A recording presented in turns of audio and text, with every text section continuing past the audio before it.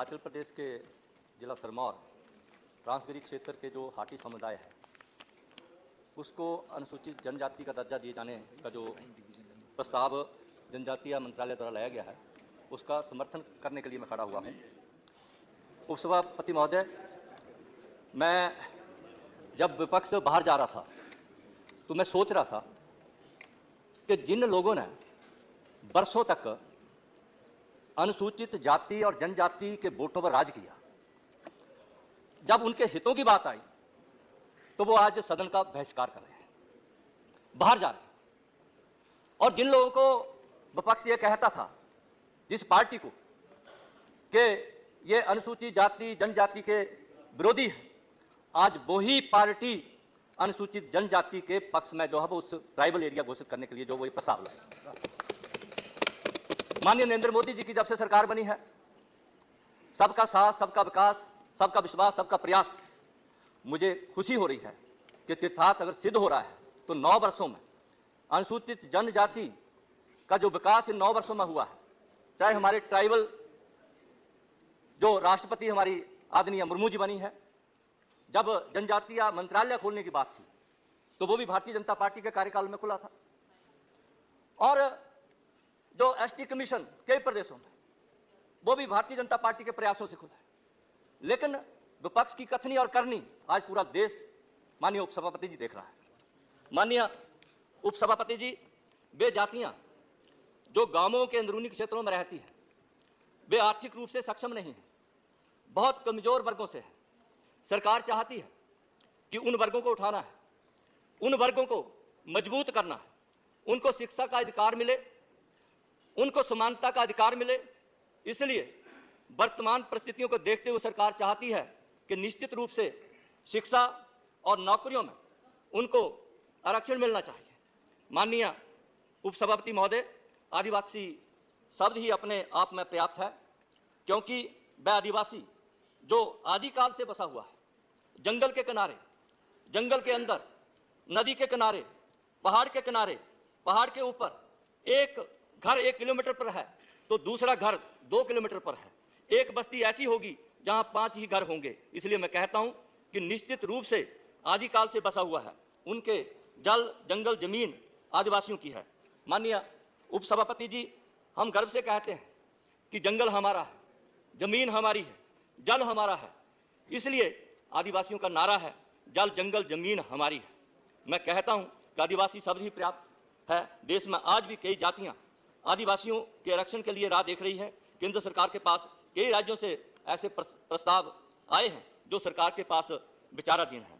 और आज जो हिमाचल प्रदेश का जो प्रस्ताव सिरमौर जिले के हाटी समुदाय को जनजाति का दर्जा दिए जाने का प्रस्ताव हमारे सदन के समक्ष आया है, मैं उसके पक्ष में अपनी बात रखने के लिए खड़ा हुआ। ऐसे समुदाय जो पहले से ही हिमाचल प्रदेश राज्य के लिए अनुसूचित जाति के रूप में अधिसूचित हैं को छोड़कर सिरमौर जिले के ट्रांसगिरी क्षेत्र के हाटी समुदाय को अनुसूचित जनजाति की सूची में शामिल करने के लिए हिमाचल प्रदेश राज्य के संबंध में संविधान अनुसूचित जनजाति आदेश 1950 में संशोधन के लिए संसद में एक विधेयक पेश करने का जो प्रस्ताव है, मैं उसका समर्थन करने के लिए सदन में खड़ा हुआ हूं। हिमाचल प्रदेश के संबंध में अनुसूचित जनजातियों की पहली सूची 6 सितंबर 1950 को अधिसूचित की गई थी, जिसमें आगे संशोधन 7 जनवरी 2003 को किए गए थे। उपसभापति महोदय, हाटी हिमाचल प्रदेश का अति पिछड़ा हुआ समुदाय है जो वर्ष 1967 से जनजातीय अधिकार की मांग कर रहा है। सिरमौर के हाटी समुदाय को एसटी दर्जे की मांग 55 वर्ष से की जा रही है। सिरमौर के साथ लगते उत्तराखंड के जौनसार, बाबर इलाके और सिरमौर के गिरी पार्क क्षेत्र में एक जैसी संस्कृति व बोली है। जौनसार क्षेत्र को 1967 में जनजातीय दर्जा मिल गया था, लेकिन गिरी पार्क क्षेत्र को यह दर्जा नहीं मिला था। स्थानीय लोग वर्ष 1967 से गिरी पार्क क्षेत्र को भी एसटी दर्जे की मांग कर रहे थे। सिरमौर जिले के अंतर्गत, जिसमें 4 विधानसभा क्षेत्रों की 154 पंचायतों को 1,60,000 से अधिक लोग इससे लाभान्वित होंगे, हाटी समुदाय 14 जातियों व उपजातियों का एक ऐसा समूह है। माननीय उपसभापति जी, ये जो प्रस्ताव है इसे केंद्रीय कैबिनेट से 14 सितंबर 2022 को हाटी समुदाय को जनजाति श्रेणी के लिए मंजूरी मिली थी और लोकसभा से इस प्रस्ताव को 16 दिसंबर 2022 को पारित किया गया था। गिरिपार क्षेत्र के लोगों ने एसटी दर्जे के लिए एक बहुत लंबी शांतिपूर्ण लड़ाई लड़ी है और भारतीय जनता पार्टी की जब प्रदेश में, हिमाचल प्रदेश में सरकार थी तो उसने इस प्रस्ताव को जो है केंद्र को भेजा था और केंद्र ने इसको मंजूर किया। मैं माननीय प्रधानमंत्री मोदी जी का और केंद्र सरकार का भी आभार प्रकट करता हूं। सिरमौर जिले के गिरिपार ट्रांसगिरी क्षेत्र के लोग परंपरागत रूप से दूर के बाजारों, हाट में कृषि उपज बेचते हैं, जिसके कारण इस समुदाय को हाटी के नाम से जाना जाता है। भौगोलिक कारणों से वे अलग थलग और कम विकसित हैं। खेती और पशुपालन इनका मुख्य पेशा है। सामाजिक रूप से हाटी समुदाय उत्तराखंड के जौनसारी समुदाय से काफ़ी मिलता जुलता है, जो अनुसूचित जनजातियों में शामिल था। उत्तराखंड में आज जौनसारी समुदाय की आबादी लगभग 88,000 के करीब है, जबकि हिमाचल में जिस क्षेत्र से इस समुदाय को शामिल कर रहे हैं उस समुदाय की जो आबादी है लगभग 1,60,000 के करीब है।